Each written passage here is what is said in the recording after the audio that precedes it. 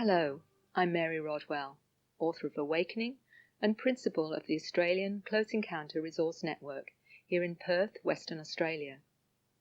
I'm a former nurse midwife, a professional counsellor and hypnotherapist. For the past 10 years, I've been researching the experience called Close Encounters with Non-Human Extraterrestrial Beings. Initially, I believed this was a rare experience, but soon discovered I was wrong. For in the past 7 years, just over 800 people have resourced to CERN. Contact is a global phenomenon, and many people are totally unaware what it is they are experiencing. And many believe they're going crazy. Are these people Star Trek fanatics who can't wait to be abducted? In my experience, nothing could be further from the truth. Most I've found to be sane, highly intelligent individuals who themselves are the most skeptical of their experiences. Contact reality often shows itself through emotional and psychological trauma, whereas fantasy does not. Trauma which results not just from contact itself, but the reactions of many people to it. Derision and fear are the outcome. The fear the experiencers, as we call them, understand very well. But it seems if they can gain the courage to face these fears and acknowledge their experiences, both healing and growth can take place. Understanding of their experiences often creates a shift within the person, which can prove highly transformative, both psychologically, emotionally, and spiritually. Many gain a passion for planet Earth, the sacredness of all life, and sensitivity to a multi-reality. Some gain healing skills and ongoing mental telepathic communication with the visitors.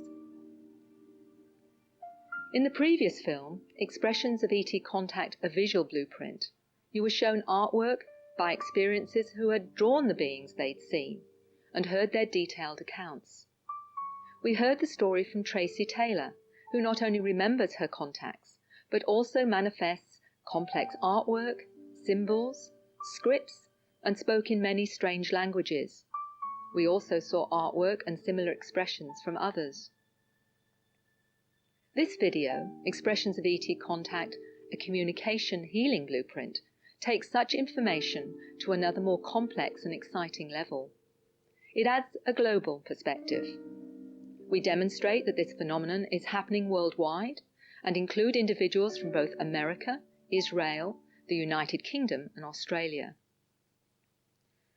Unusual artwork, symbolism, scripts and strange languages, and personal testimony from individuals who explain why they believe they manifest their contact in such a way and what they think it means.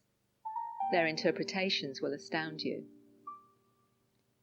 We also look at another amazing phenomenon, the healing abilities some people exhibit after contact. We explore how such abilities manifest, as well as learn that extraterrestrials can visit in a multi-dimensional way to perform healing procedures. A young woman from Perth heals with both sound and energy, and a computer scientist from Israel works with extraterrestrials in what he believes is a multi-dimensional hospital. There is no doubt that the results are often quite tangible, and healing takes place. Make up your own mind as you hear individuals who have honoured their truth and are courageous enough to tell their story. Not only to own their contact, but how contact has changed them and their views of reality forever.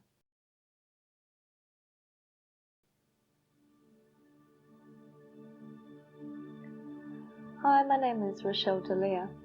I've been consciously aware of my extraterrestrial contact now for 8 years, but I've been having contact my whole life. My experiences with extraterrestrials have been quite varied. I have gone through a process now over the past 8 years, and I've come through a lot of the traumatic aspect. And now my experiences have brought me many rewards, particularly in the way of healing abilities, and I myself changed in a positive way through them. I have a lot of help with healing work. I speak in many different ET languages, and I also write in alien script. These abilities all come quite naturally to me. How were you aware of the fact that you could heal, and what is your understanding of the healing that you do? The healing work that I do now has changed and evolved over the years. It first began when I had an experience. I was drawn to go outside of my house at about 3 a.m. and I was looking up at the moon, and when I was looking at the moon I felt quite strange and felt to close my eyes. When I closed my eyes I felt lots of different sensations. I felt cool air being blown on my eyes and on my fingertips. I had pin-pricking sensations all over my face. I had the sensation of wind circling my head, and I could feel it clipping my nose as it went past. I also had sound waves that were going into my ear from a great distance, and these repeated over and over. I had tingling sensations all around my head as well. This process went on for some time, and when it stopped, I felt I could open my eyes again. And I felt quite heavy in my body, as if there was someone else in my body. I was then drawn to go inside and lie down on my bed. And when I lay down on my bed, I actually started to perform some sort of surgery on myself. I'd never done this before. I'd never had any experience of healing work either done on myself or performing it on others before. So I had my hands away from my body, and the healing involved minute movements of my fingertips. I was using my fingers, or they felt as though they were pulling what you imagine to be puppet strings. That's what it felt like. And I would have a series of consecutive movements, and I could feel the work going right through and penetrating through my organs. I would then hold my fingers sort of locking a position in place, and then I would use a series of very specific movements of the muscles in my eyes, which would then unlock or release this pressure. I had to actually move my body into different positions to access all the parts of my body. As the years went by, the healing work that I was doing actually changed, so I was using my whole hand instead of just my fingers. I wasn't actually using my eyes as much consciously, and then later on I started using toning. I was intuitively guided to use toning, and then later language came through. After the languages came through, then I started using a combination of toning and language, and songs came through. I can best explain these as being songs that are used for the soul to recognise. Souls may remember these songs from other planets, other lifetimes, and they help the individual to feel comfortable for the particular healing work to take place. Really, they're used as you might use a lullaby to help a baby go to sleep. It helps them to, or a chant is used to switch off the mind and help one to go into an altered state.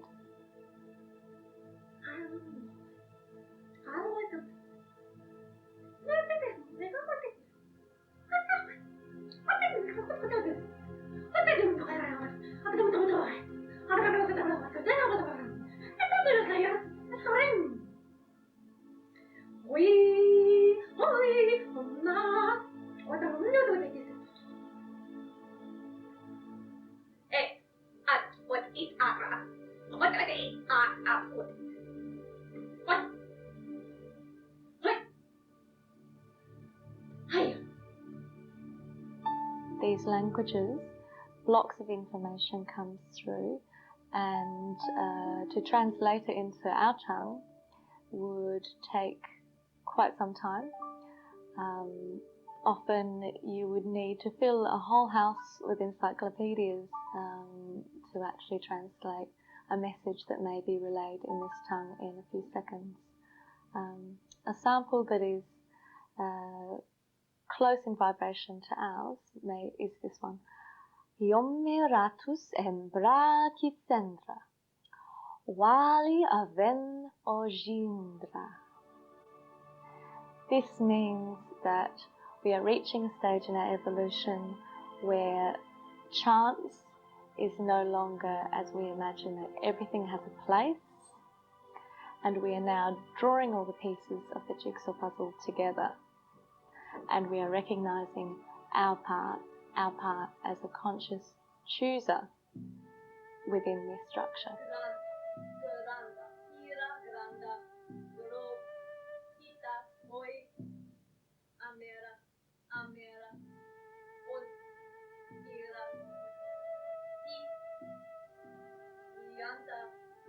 I explain them most simply as soul languages. It is really like my soul speaking to another's soul and actually bypassing the conscious mind. This is why I don't often translate the languages, because I feel when you translate you actually are losing the integrity of the message.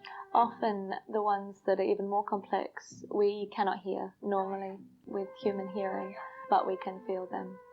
When I work as a healer, I switch from how I normally operate as my human self to my ET self. It might sound a bit strange, but I have been given information about my dual consciousness. I can best describe this as coming into this vehicle having both ET and human characteristics. My human self is very sensitive, very emotional. My ET self is very clinical, very practical, very matter of fact. The healing work that I do, I'm operating in ET. It is really like operating as a surgeon. I see very clearly in the energy field the problem and I fix it. There's no room for emotional involvement. My personality steps aside and I hear where the energy field is out of tune. I don't hear in the way that we normally hear. I hear with another sense, if you like, that we don't normally use. There'll be certain places in the energy field that will be out of tune and I work retune, almost like you would use a tuning fork to hear when a musical note is in tune. How I do this is by bringing in the frequencies that the person most needs at the time. I do this through sound and colour, and quite often symbols come through with the sounds that I translate as well. The symbols are multidimensional in nature. They're not like normal shapes that we are used to. I work with a team, usually of about 6 to 10 different beings that help me, and my team actually changes as I do.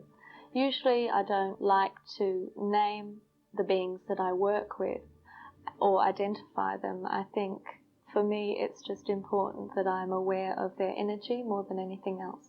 But they will give me a name if it helps me to feel comfortable and more familiar with them. The client usually will feel relaxed after a session. Usually they will feel more balanced. Quite often they will leave their body, or I will, be aware that they leave their body during the session. They may be aware that they've fallen asleep, but it's actually quite different. And they usually leave at exactly the same time during the session. It's usually about half an hour into the session that they leave. This is so deeper work can take place without their conscious mind being involved. Can you tell us what you're writing? Sure. It's really like translating information that has been lost, information that was known by ancient civilizations. I'm not able to give you a more accurate description of this writing. My style is really like a shorthand, if you like. It's probably quite messy. But within each character, again, like the languages, it's really like a block of information in itself. If you were able to get three-dimensional, depiction of each character, because that's how I see each one, that would be much more accurate. With all the information that comes through me, I'm aware of it being multifaceted. When I do healing work, I also will see coding in the air, in the energy field, and I may see this coding in either numbers, like you may see mathematical configurations, or I may see them as dots, or I may actually see them as portals. There are many different ways that you can view them, or you can see them as sound. It's the same with the writing too. And what are you feeling at the moment that you're doing it? What is the sense that you have? I feel very happy when I'm expressing in these ways, when I'm expressing through what people might call ET languages or ET writing. It feels much more natural for me than many of the human forms of expression. I guess this has to do with my dual consciousness and the fact that for me it is really learning about being human rather than learning about being extraterrestrial. With the writing as well, what I actually enjoy doing is placing my hand over the script, because you can feel the energy from each of the symbols. You can sometimes feel heat as well, but you can definitely feel the difference when you place your hand over the symbols and then place your hand away. You actually feel very drawn to the energy, and you will actually also experience visual images if you're particularly in tune or psychic, and you can travel through portals through each one as well. I feel very relaxed, very at ease. Like a lot of things being taken off my shoulders. The beings that were working with me were wanting to demonstrate how the different areas in the body actually interact. So when I was placing my hands across and pointing out different sections of the body, this was for the audience as well as for you. It was just showing how each part of the body is not independent of any other area. They all work together, and it's important that we recognize this, see the body as a whole. There are particular titles that are given to each part of the body that are related with vibrations, and by expressing the title or the name, as you would say, it actually activates that area. They also have links with different energies from planets and dimensions. So if you like, we're imagining that the body is the universe and all the planets from our solar system and all others exist within this. So we are making them all work together. And within each chakra, all of the planets exist. So we are just activating the appropriate planets for this particular vessel at this time. Others will be activated at other times, but they all exist within each chakra.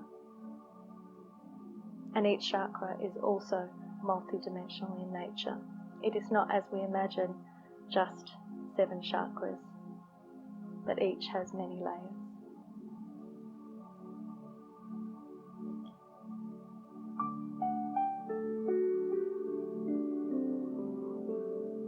I would now like to introduce Adrian de Vere, who tells his own story and how he heals in clinics with extraterrestrials. My name is Adrian de Vere. I'm an engineer. I develop computers for military use, and this is not all the things I'm doing in life. I have a hobby. I treat people as a healer with the use of aliens medical team that built a clinic in my home. I never believed in channeling and mystic. This is not was something that was one of my interests. And but something strange happened during my military service about 20 years ago. The first time that I decided to jump deep into this issue is after my father, he had cancer and he died. And when several months later, I went from my office where I'm working to my car in the evening to drive home, and I felt he's sitting beside me and telling me, be careful, don't drive too fast. And I started communicating with him in my mind. I felt him near me. I had the sensation he is there, and I saw him in a way, not with my eyes, but in something telepathically. And I decided I cannot let it go and say, go away, I don't believe in ghosts. And I decided to just study this thing. I have a second degree in computer engineering. I think I did a PhD on this issue. And I started with reading all the books I could find about it and consulting with mediums and taking courses of meditation, of channeling. And at one point I met Levi. She also did some similar courses, and she started to discover also she is a medium. And one day she saw in her apartment a very strange creature, not in the physical but in the other dimension. And she got very afraid. She said, go away, you are demons. And I said, no, we are not demons, we are a medical team of aliens. And we see that people come to you for channeling, for help. And we want to open a clinic in your apartment and help people. And at first she said, no, I cannot open a clinic, I'm not a doctor, but they convinced her they are what they say they are, because they cure her back problem. And she accepted, and for 3 weeks she heard very loud noises.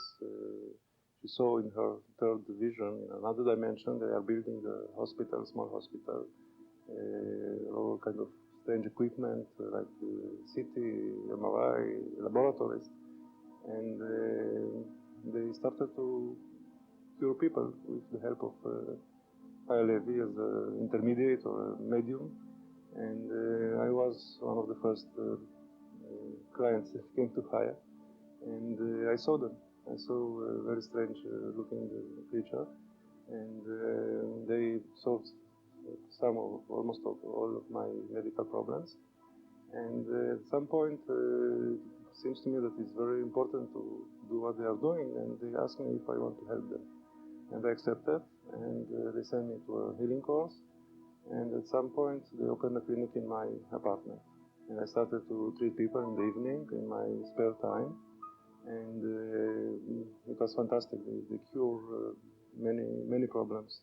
Not all the problems, but most of the problems that usually the patients that come to such clinics gave up from the conventional medicine and other problems. And out of this very large percentage, there is a very big success. And this was in '95. I started to work with the aliens, and slowly it propagated.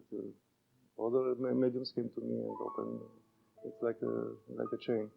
And today, end of 2002, there are more than 50 clinics in Israel, and we are in relation with each other. We consult one healer with another, and meet from time to time, and it's wonderful. I know that there are many such clinics all over the world, and they are doing a great job. I took upon myself, beyond treating the cure humans, to study it, to research it, to ask a lot of questions, and to put it in writing, and to let everybody know about what's happening. I think it's a very amazing thing. And this is the first book now, second book and third book, and I hope to write many books about this. I think everybody should know about this amazing thing. I asked the medical team to explain this, and they said, oh, we don't understand much about physics, so they brought a specialist on physics, and he gave a lot of explanation. I put it in the book, the second part of the book, which is more complicated, and they explained that matter, as we know it, is only a small part of the matter that exists in the universe. And there are a lot of matters that have no interaction with each other. So what our astronomers see when they look in the universe, they see only a very small portion of the universe. There are a lot of galaxies and stars in another dimension, in many dimensions, and we just cannot see them. They are made of different matter, and you cannot touch them, you cannot see them. They can see us with special equipment, special technology, and they can come here and do what they are doing. And all the medical team and their equipment, the aliens, are part of such different matter, different dimension, and they use very sophisticated equipment to enter our dimension and make treatment, medical treatment, and go back to their dimension. It happened in these special clinics. In the physical world, this is my living room, and as you can see, a normal room, nothing special. In another dimension, and not only me saying this, there are many mediums and psychics that come here and they can see it. The alien built a very large hospital in another dimension, in the same space or even larger than this space of this apartment, which is a very large apartment. And mediums like me, psychics, many people that come here and look around, and they see not this room but different things. The ceiling is much taller and it has a very special construction.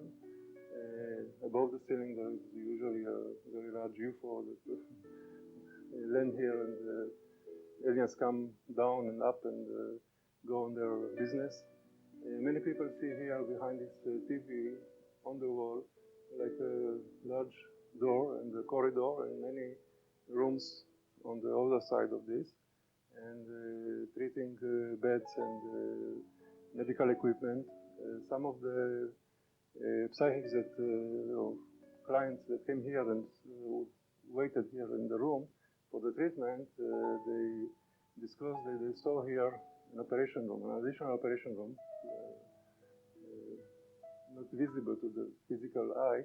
In addition to the different physics that aliens are aware of and living, I also found out during the treatments that human body, as we know it, is also only a small portion of what a human is.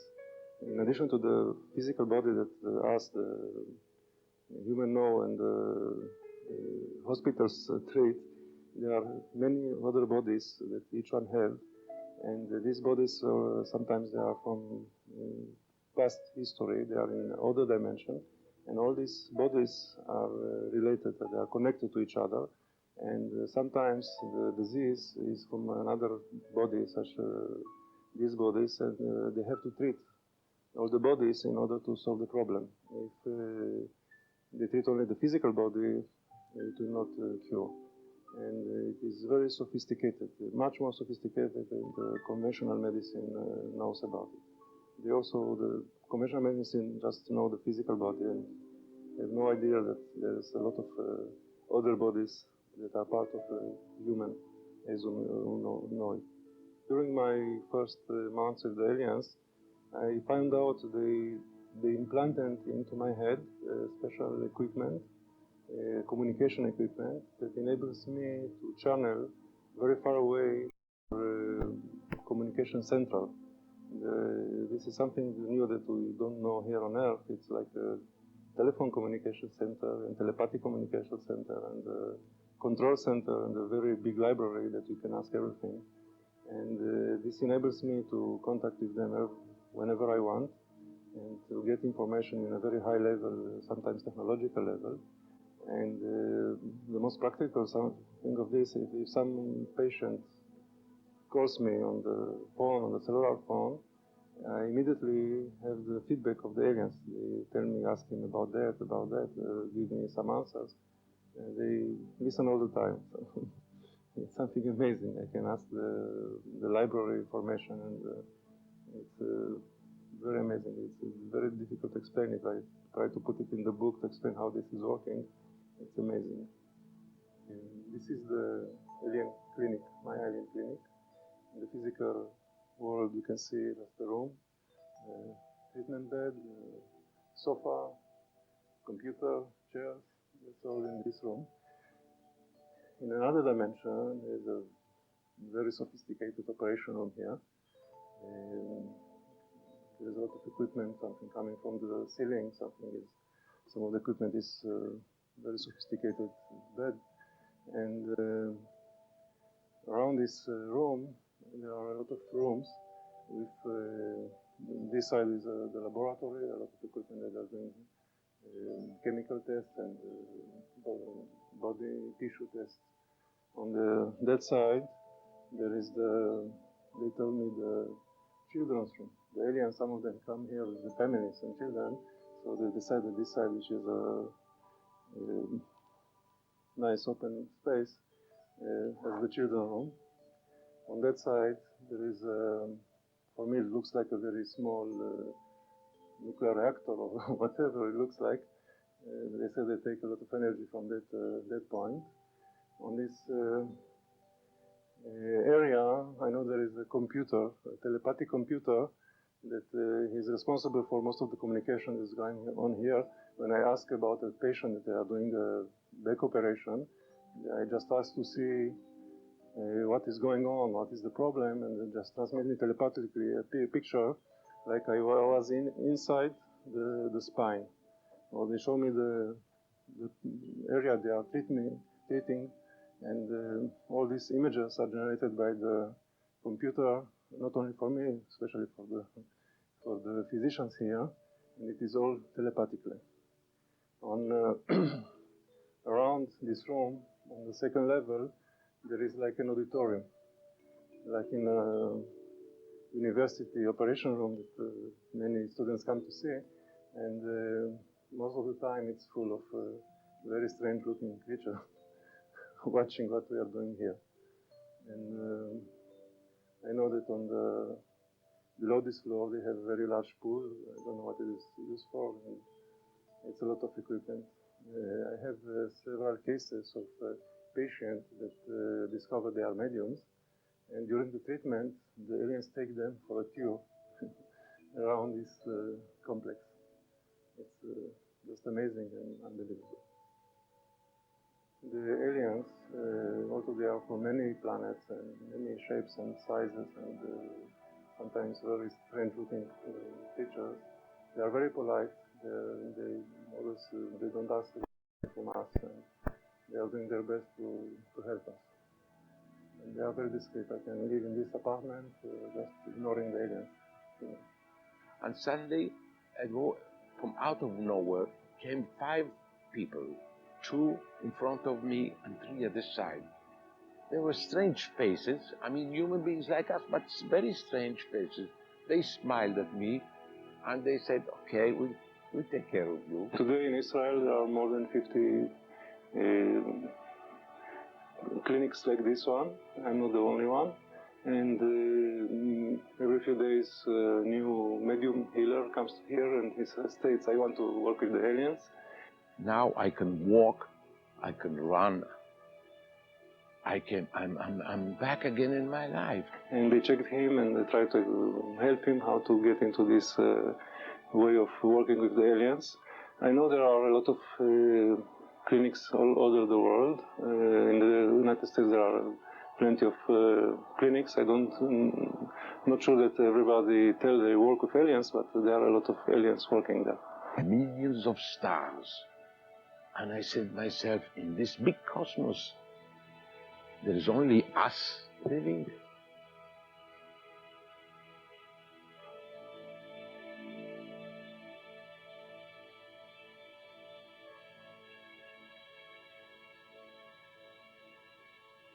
Hello, Laurie. Could you tell me a little bit about yourself and about what the kind of things that you do? Mary, I'm a local lad from near Perth. I was born in North Perth.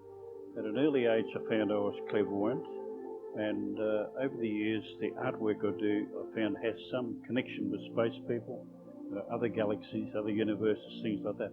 Because of the nature of the work that comes out, I don't often quite know how it's going to finish up, but it seems to come in from somewhere, or I go out of the body to the places that I'm drawing and looking at. It's quite interesting. At the same time, I found I could heal people and do readings for people and some unusual things. And at an early age I realised I was down here for a reason, not just to go through life and just be ordinary, that I was more like a teacher. Thank you, Laurie. Could you tell me how you feel that your artwork is inspired by your extraterrestrial contact or connections? By the nature of the work which I do, it's I can do ordinary artwork like an Australian scene or a cartoon, but this work is different, and it all seems to go back out into the universe or down into the inner earth areas or things like that.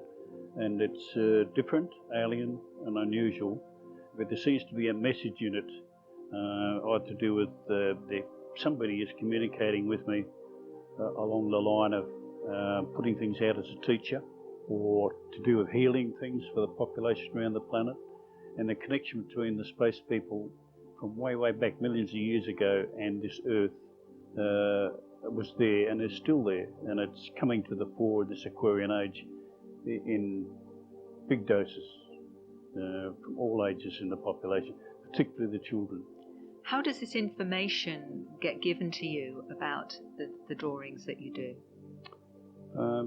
I think I actually access it by being with the people, whether they come here or in my lounge room or where I'm working on the work study, or whether I go out the body to their areas.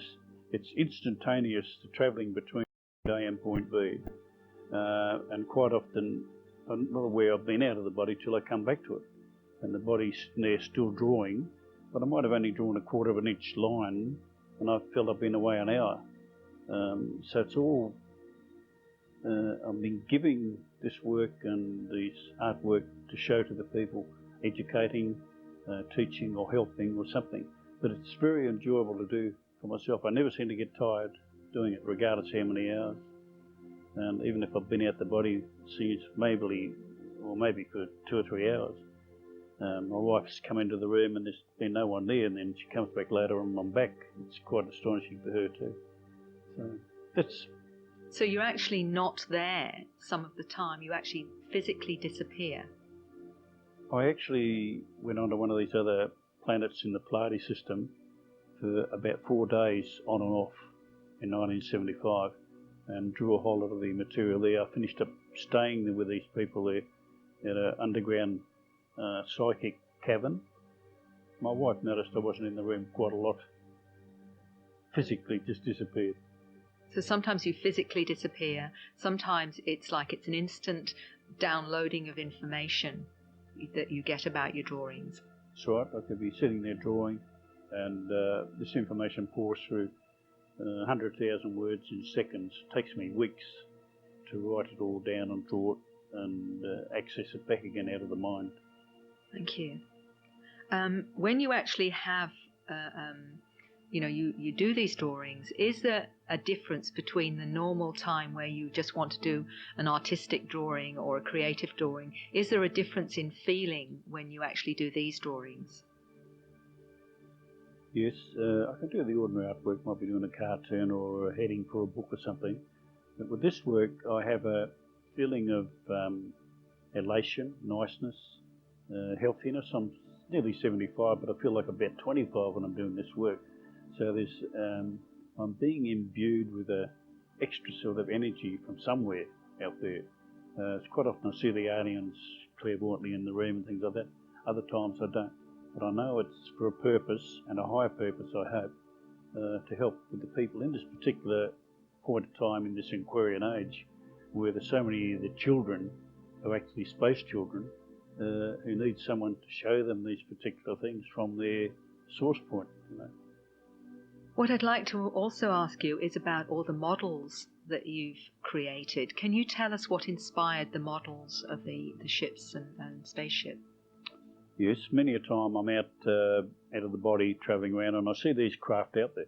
I can actually go inside the craft and walk around inside, see the people that's in there, see how they're controlled and what their purpose is. There are people out there who travel around in thought craft a lot, the Andromedans and some of the Pleiades people use thought craft.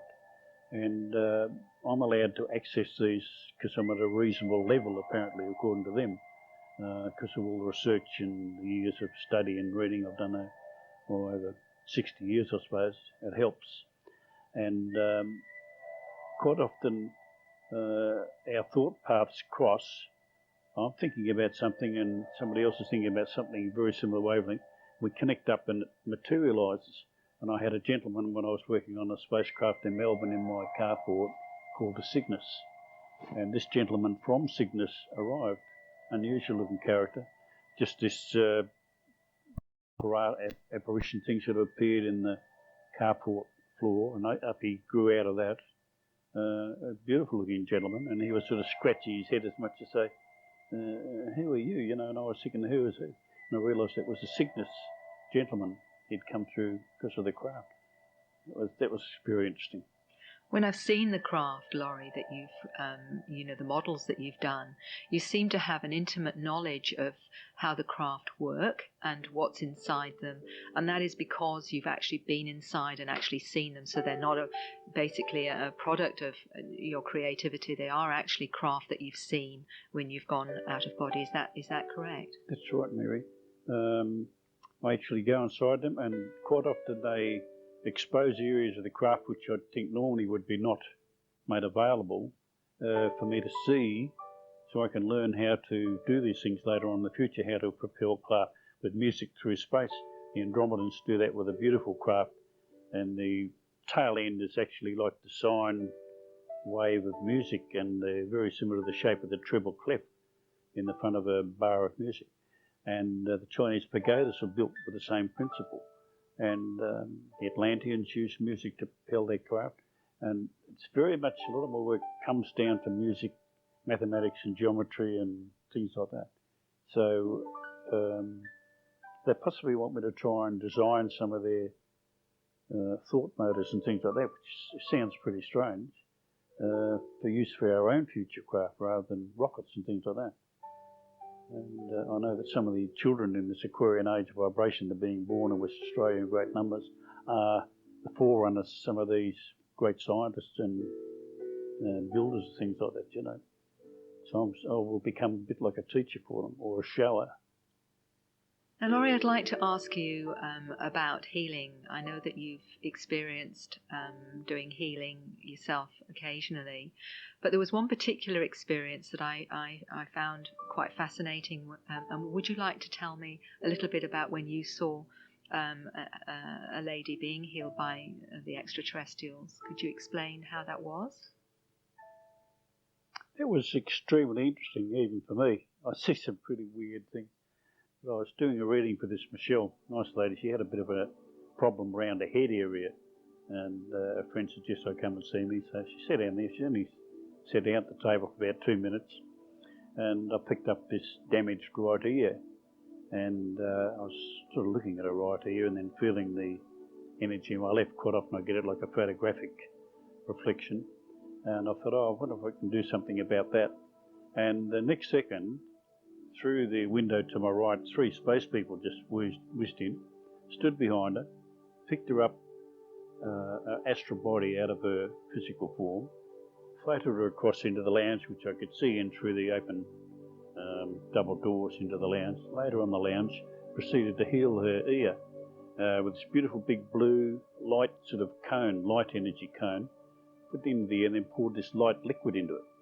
And I was watching out of the corner of my eye, I'm watching her and talking about her ear and this, that, you know, and the next second she goes, ooh, ooh, you know. I said, what was that? She said, oh, my ear just froze. She felt this energy going in, and so I almost forgot about the reading. I was carried on, and I'm trying to look at these blokes, these 3 people, 2 ladies and a man, and anyway, they'd finished. They brought her astral body back and put it into the physical, and then me. They don't have a lot of emotion, like big smiles, stuff like that, just very clinical and do the job, and then whizzed off out through the window. And I told her, I said, oh, Michelle, I said, some space people just come and healed your ear, so you are worthy of that. And she burst into tears. So I knew I'd been connected with these people and I wanted to see them. And she looked out the window and she'd become clairvoyant with their energy, or I'd helped or something. And the craft was out over my back lawn. And she looked out and she waved to them. She could see them. And they waved back because I could see them myself. And she burst into tears again. And I was almost the same way myself. It was just beautiful to think that I'd been sort of helped or used as an instrument to help heal her. But it was, as I said, she deserved it. That was quite amazing. One final question then, from what you're saying, Laurie, it seems to be that they communicate on lots of different levels, obviously telepathically as well as visually, and through symbols and this kind of thing is what you've been talking about. Is there any other way that you feel that they communicate with us, apart from the ones I've mentioned? Yes, they maybe do it in 20 ways that we don't know about. Like a plant has 32 sensitive organs. We have about five or six. And these people are aware of the other ones which we don't use. And they show me by teleporting me. I actually teleport out of a body. I had a big crisis station wagon. We used to teleport in that, my wife and myself, which was quite amazing. Things like this, showing all these other aspects of, to them, natural, but to us, science fiction. Let's see, our auras are very important in this Aquarian age, to get our aura in better shape by eating better, eat more fruit and vegetables, things like that. Think better, the thought is the major thing, and to love, put out love. Just putting out love and using the word love puts pink into your aura straight away, which is healing. And they have that around them all the time. When they come near me, I feel this, it's like unconditional love. It's beautiful. And it makes me feel very humble, which is not my normal emotions. And they're trying to teach me, to show me so I can teach the people to be more like this. And that way they'll access more to come in. As you research and study and meditate and things like that, you go up to a certain level, and when you get to a certain height, they will meet you halfway. It's not a free lunch. You have to do the work, and they'll meet you halfway. And the more you do, the more you work, the more they will give you. And even one of the ancient, I think it was a Greek philosopher, said once we learn to use our imagination as being real, like an Alice in Wonderland and Through the Looking Glass and things like that, we'll achieve much, much more. Even Nikola Tesla, the brilliant scientist from way back, he said once mankind touches the other dimensions, it'll be open stated for all the knowledge. And I'm sure he did go into some of these areas himself, with some of these inventions, because it was very way out 50, 60 years ago. And finally, Laurie, is there anything particular that you would just like to end this with? Anything else that you'd particularly just like to say and to end what we've talked about? Oh, I'd like to say I'm talking to the people out there. Yes, learn to use your imagination, use abstract thought.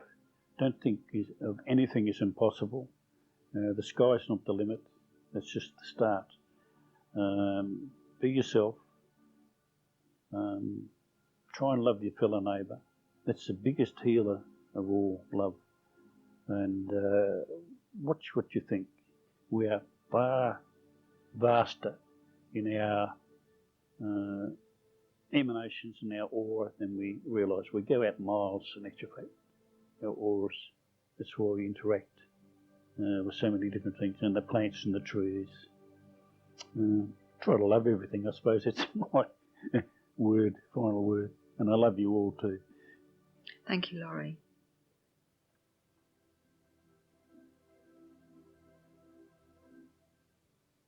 Author-experiencer Dana Redfield wrote both Summoned and the E.T. Human Link, We Are the Message. In her books, she writes about communications through her contact experiences. She says, I was writing about codes and frequencies in 1993, long before I heard talk from other experiences. Dana has done an array of complex drawings over the years, which she believes are in scripts, codes and languages. Some of this data, she believes, shows gateways and portals. She explains, at the time I understood it, but couldn't retain conscious understanding. I did try to leave notes or tracks so that I could understand it later. It's contact communication. I've got so much, but it gets buried. To explain that it's like working mid-plane between human languages and mathematics, and the higher laws of communication / creation. It all began with working with letters and numbers for me. I know letters as representations of domains, and certain words like concept fields. Letters like 3D or 4D geometric forms are like abbreviates, or pieces of concepts too large to be comprehended by the uninitiated brain-mind. I think many of our symbols and drawings are like crude writing, efforts to translate what we are conceiving, seeing in mid-plane, but cannot bring into the whole. Destiny Woman. This drawing shows 4 pathways through the house of life to higher states of being.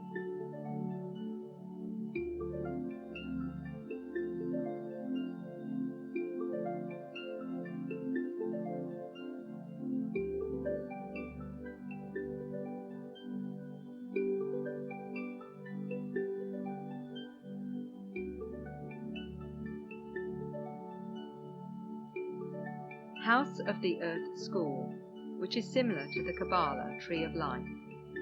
It was given to me, she said. I use it in many ways to glean things beyond what the linear logo school brain can understand. I recognize similarity to certain aspects of the Kabbalah relationship of the human body to the cosmos.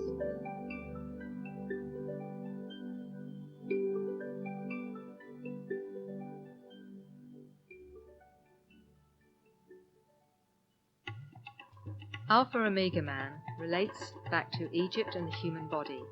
It's man's journey through time. In a word, she says, that the alphabets are like our energetic physiology.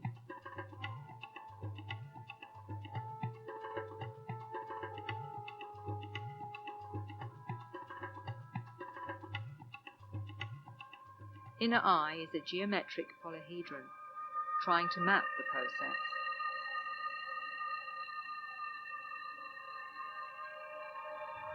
Star Wheel. These drawings can be summed as tools and potentials as I explored new fields. Sciosys, which shows corridors and portal paths. I do remember while I was making these drawings, I felt like I was seeing a very big picture, a design behind our lives and all created things.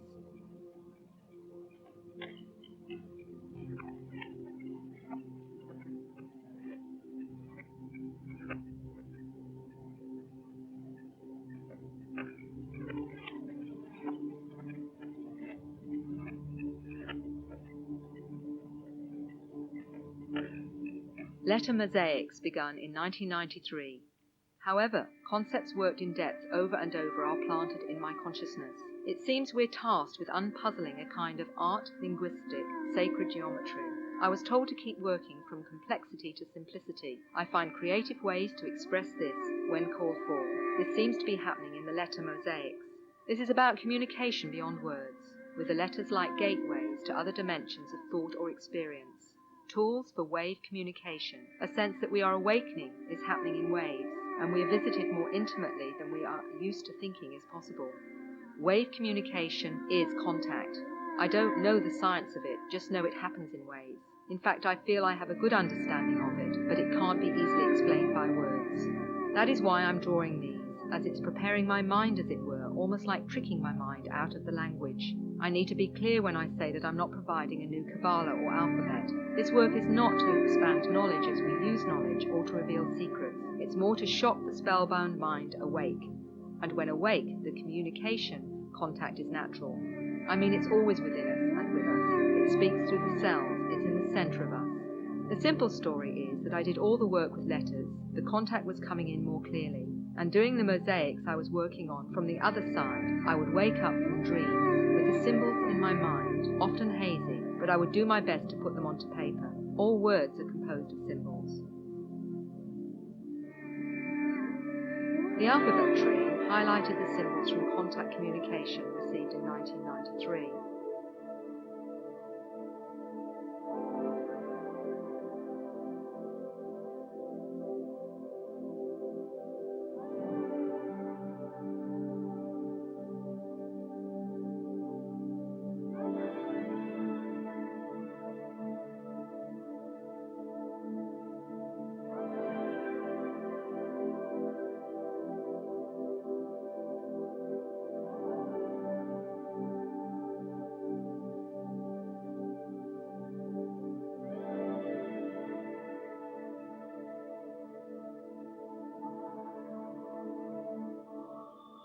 A, highlighted symbol is actually the whole alphabet in one letter, one on top of the other. The same assembly is in the last symbol on the Z.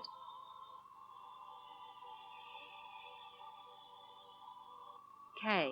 This features the star kid Genesis along with the other pictorial references to the field of keys. Look at the letter M. It looks like an Egyptian symbol for water, but we are spellbound by the shapes and letters. Words as they are dictated by the dictionary without the rich history behind the symbols. But the symbolism is in the collective unconscious. It shows in the language of dreams, in our artwork and high communication.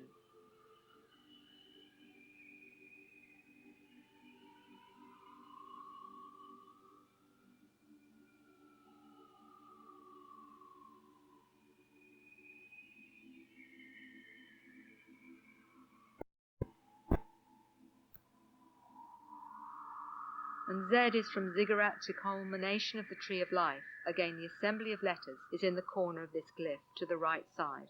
I think the symbols are triggers, all right, but I don't think we know what they trigger, as it's personal to each. So looking at the base component of symbols of words, letters, is a way to wake up the mind from its spellbound state. And when you begin seeing into the words or seeing them as created symbol references, you are literally opening new doors of possibilities for the mind. It's a way to shock the spellbound mind.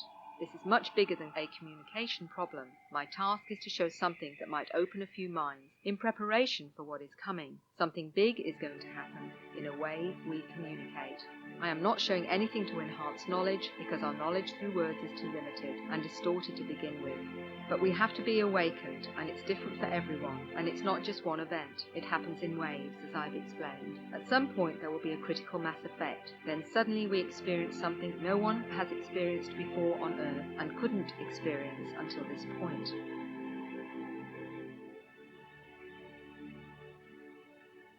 Neo-geometric scripts, which start with the words, "Dearly beloved human being of the second order." On the second, we see again the scripts translated even more, where it talks about how we were created as unique, individualized beings.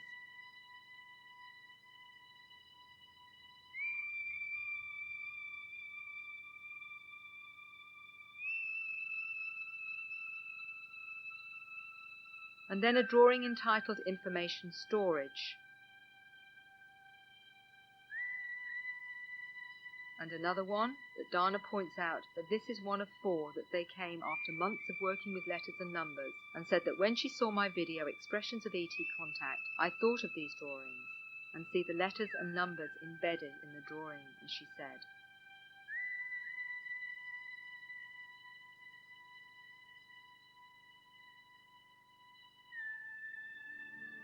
Finally, many experiencers have put detail of their experiences into fictional novels, supposedly fictional novels, as Dana did in the book Jonah that she wrote. There are symbols in this book that she remembers, and the symbols on this particular page depict the inside and outside of nature of our being, as per David Bohm, the physicist, describes.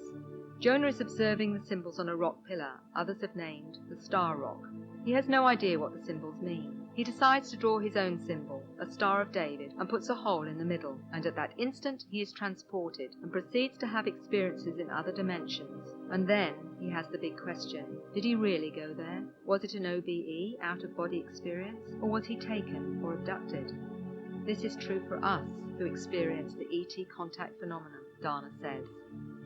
And of this process, she explains, it's like being slowly infused with a new kind of light that is changing the very links and pathways of the brain. It's really complex. It's like a complicated map of my journey in adapting to a new consciousness. I felt elated and empowered while I drew these things, and totally amazed at what I was seeing. It really changes people. And she said it's also helpful to see the work of others so that we know we're not going nuts.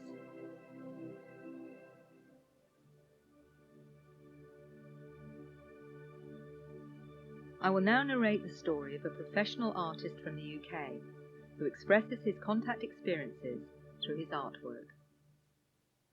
My very first memory was when I was attending primary school in the East End of London.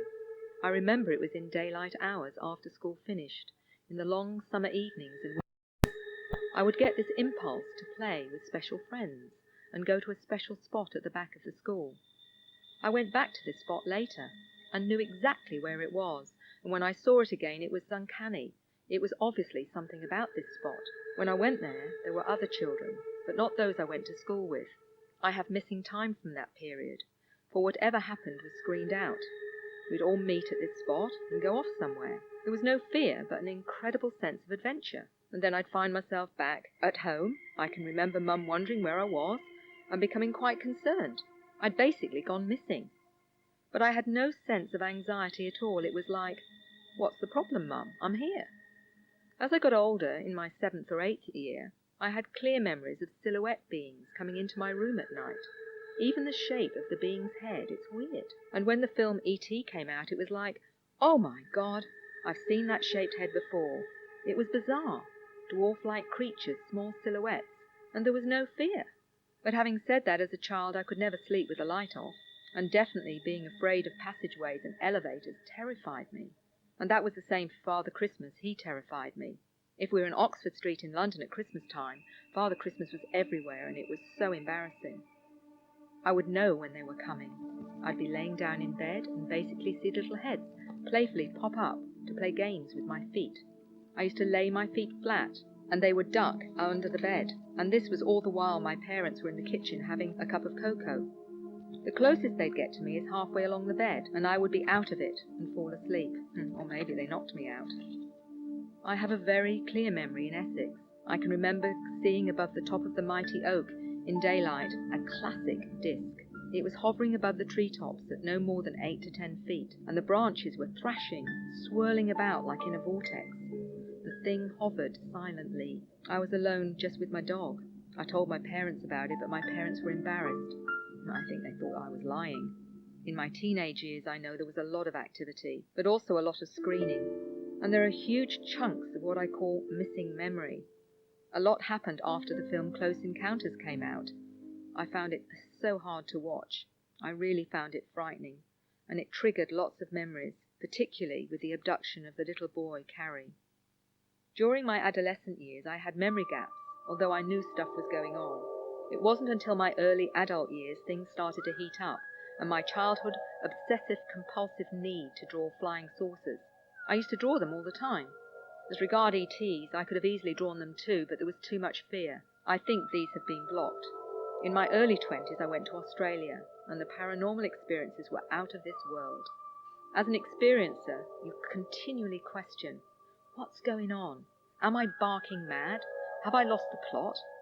The noises, lights switching themselves on and off, footsteps, strange smells, periods when you have this absolute fear of going down the passageway. I had a very long passageway, and in some nights it used to absolutely terrify me. I could not go down it. I did have some friends staying sometimes, and they were always traumatized in the morning. One friend actually got up and left the house. Is it paranormal? Is it ET? Or is it both? Again, the fear factor, just like the fear of the elevator in my childhood.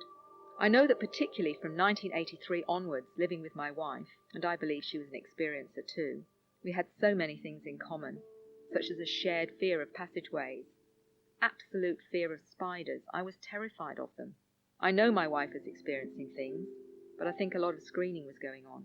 Images were coming to me, always flying saucers, spectral beings, large eyes, but it was all a jumbled mess. In 1997-98, this is when it gets totally intense. A friend with his wife came to stay with me.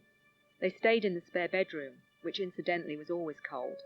The first night I heard lots of strange noises, and the next day my friend's wife looked totally scared. She told me that although the bed was facing the window was not there, and she saw a gigantic porthole, and coming towards her were silhouette beings, which she put down to ghosts or demons. Every time she woke up, she saw the porthole, with the beings getting closer to her. She was so terrified she felt her life was threatened. She didn't want to spend another night there. I had 2 encounters at the time of renovating the house. As the memories are coming back, I'm reliving it. These are very vivid, and so are the emotions. It's an adrenaline rush.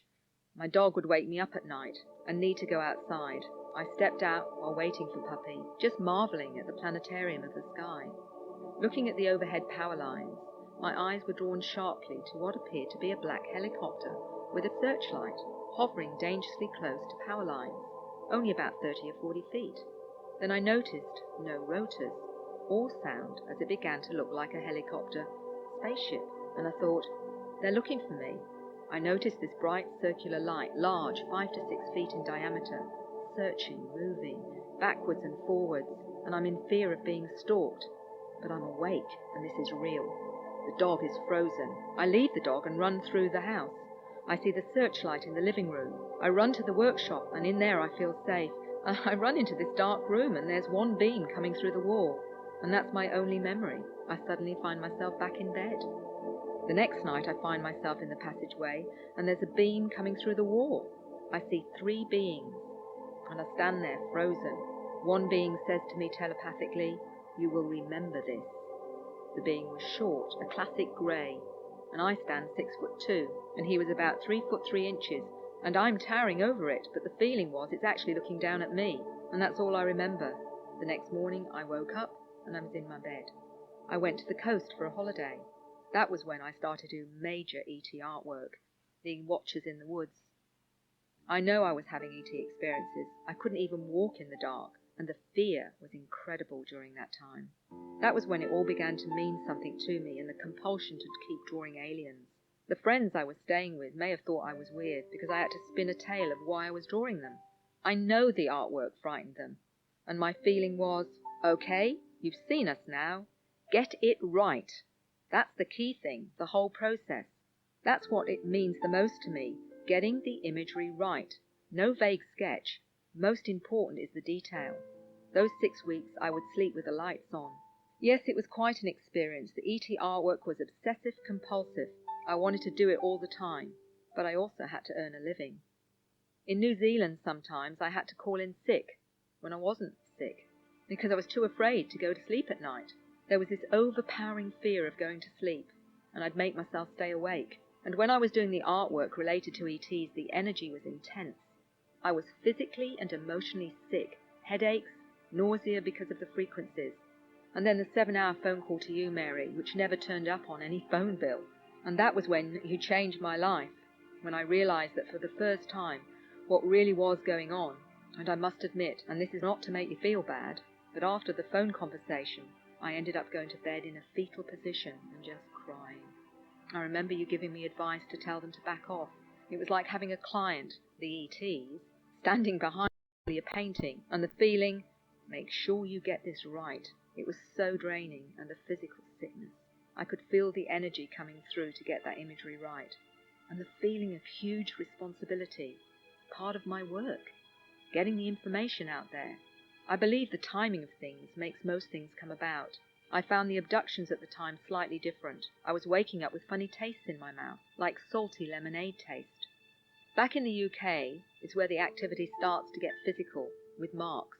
One prominent memory was waking up with blood in my mouth, realizing that my tongue had been operated on. Well, a piece of my tongue was not only scraped clean, I have it on videotape, it's quite disgusting. There was a big scoop mark, but no pain, sore with blood, and the side of the tongue had marks in a geometric pattern as if it had been clamped like fish hooks to keep it in place. I was in such a daze that day, and was getting funny looks from people, and I was just wondering, why do they want a piece of my tongue? And it was after that that I had the ET tattooing on the ends of my fingers, the hand that does the drawing, and again I ask why. I am now starting to get codes and symbols. The goalposts have shifted. It's quite bizarre. I was basically doing artwork on this one called Night Skies, and this young man, he's a star kid for sure, said, "I've seen that," and my friend told him that I draw from life. When I did the automatic picture for the star kid, he's seeing greys, but with flatter heads, not classic light bulb shaped heads. He's picking up on red eyes and a pronounced jaw, almost humanoid, classic. It's so bizarre when people see this stuff. It's like, oh my God, it jolts them rigid. This is the funny thing. I can draw proficiently what I experience, but what others see, I have to go into concept sketches to get it right. One person said to me about my art, "My God, it's like you've drawn this from life." He doesn't know, of course. Something happens when people see this stuff. They're shaken. It's the narrative of the life picture that's driving me, and I will show you quickly what's coming through me. I'm also drawing lots with the full moon. The moon plays a big part, and greys with red eyes. I still find it astounding that it comes through so easily.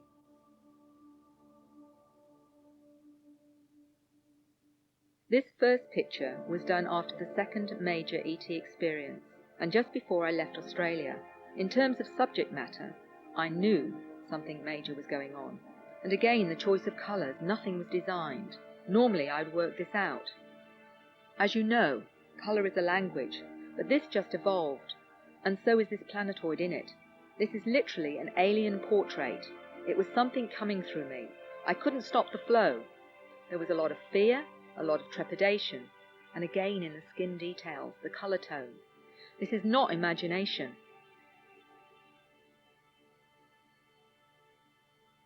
This was one of the first experiences as a child in the UK, and this next picture is a major piece, a set of 4 A2 size. Literally, all this background imagery was not designed. The watchers in the woods. There was a strong need to show this in daylight. These were 2 juvenile ETs, very playful and mischievous. And this is what happened to me when I was in Essex at 6 or 7 years old. And this was the first, literally, when I used to go and play with them, my special friends. You know, when I was doing this, was a lot of outpouring of emotion, and there was fear. I felt like I had to get this finished. And I must say, when I was doing this, I would have been regarded as a very strange person. I really went into myself, but it had to happen. Ilkley Moor, I went into police artist mode. Something I may have seen, I don't know. This one's classic. It's a pencil sketch. Makes me feel very at peace and secure. There's a wonderful sense of satisfaction. Automatic. This wonderful feeling of calm and peace, just as though we're having a chat over a cup of tea. The beautiful face, it's one of my favourites. Next, Ilkley Moor. These beings with red eyes, the only thing that preempted this piece was that when I went out to Skywatch, someone told me about a classic flying saucer. Nothing was mentioned about red eyes. And now I couldn't give them black eyes. It would have been wrong. There are chills to the bone when I see the detail. This guy really disturbs me. When an experiencer friend saw this, he stepped right back from me. Majestic, powerful. This one literally fell off the brush. These pieces are generic and done quickly. Colours, flying saucers. But this one also jolts me. The reptilians again. And this one jolts me. The greys with the red eyes. And they have to be red. This has been coming through. It's the full moon. Planetoids have to be in all of them. Again, just fallen off my brush. Nothing preempted this. And again I found this one deeply disturbing. Big full moon, red eyes. It's an automatic drawing, and that too is disturbing. But these guys with red eyes, and I've only seen these reptiles from the side. I got this from 2 other experiences, and the red eyes real Kelly Cahill stuff. The craft are drawn, the images I'm creating. I'm not putting any thought into this. It's all bizarre. When this guy came through, I was shaken rigid. This one really scares me. You see the full moon again. This one goes with Colton Moor, and this one frightens people. Information is encoded in this. The full moon use of colour is generic, and again there's encoding here too. We've got a night scene. This is my standard style with regards doing this work. The red eyes and the saucer. Night scene. Standard small ET red eyes. The full moon. It just blows my mind. What I've felt since childhood. I feel I don't belong here. I felt I belonged somewhere else. And this is not to say I'm not human, but I find the goings-on with the species known as humankind bizarre and primitive and still evolving. Even as a child I could never understand what was going on. It was very distressing. I just wanted to be somewhere else. And I know I have work to do here, and again I know it sounds crazy, but I know I'm not crazy. I'm mad, but not crazy, just Monty Python mad. The ET involvement, quiet of late, maybe due to my circumstances. I think they're giving me a break, but you know I do miss it when they're not here. With me and my art, and this may sound odd, but it's my way of communicating, and it brings me closer to them. You know, if it goes on too long without an experience, it's like an old friend who you haven't spoken to in a long time. And yes, I know it sounds stark raving mad, but I miss them. And when I catch up with them, it feels like I'm so glad, like an old friend, and the closeness is still there.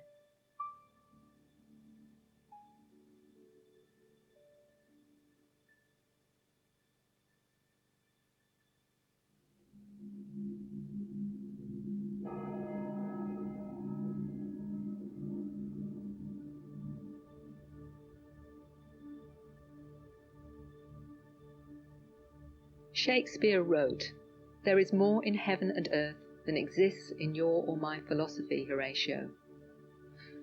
And what you have seen is more of what exists. A minute of the complex phenomenon we call contact. We know we manifest many of our human experiences through creativity, as any art therapist will tell you. Complex artwork, unusual writing, hieroglyphs, strange languages are certainly a way of demonstrating that something incredible has happened to these individuals. Whether you believe it is a result of their contact or a result of their higher consciousness manifesting such a reality. How is it, though, that these individuals have such a deep understanding and knowledge? Knowledge not consciously learned is amazing in itself. An 8-year-old with contact called this process knowledge bombs, a kind of downloading of information that many with contact experience. They speak of a multi-dimensional code or universal language in which we access complex information through visual concepts, geometry, and symbology, which act as powerful energetic triggers, awakening ancestral memories existing in our DNA. Is it what they believe? A wake-up call to our evolving multidimensional selves? Certainly many viewing this material say that it seems to have a powerful effect on them, touching within them a resonance on many, many levels. Whatever you choose to believe, there is no doubt contact changes the individual. It forces them to challenge old fears and break old mindsets, and through it opens them up to a new paradigm, a multidimensional one, which for many seems to make far more sense than the one that we are part of now. Socrates is quoted as saying, "Wisdom is knowing how little we know," and how little we know. And one of my clients, Jane, said, "I can only come to the conclusion that we're becoming conscious co-participants of our own evolution." And with that in mind, they'd better give us a brochure, which is, I guess, what they are doing. Is contact the beginning of an awakening for humanity? There is no doubt that such phenomena must give us pause for thought. We must ask if, instead of mocking and dismissing the reality of those with contact, maybe instead we should have the wisdom to realize how little we know, listen and learn. We may learn what we don't know, and contact could be the doorway to finding out.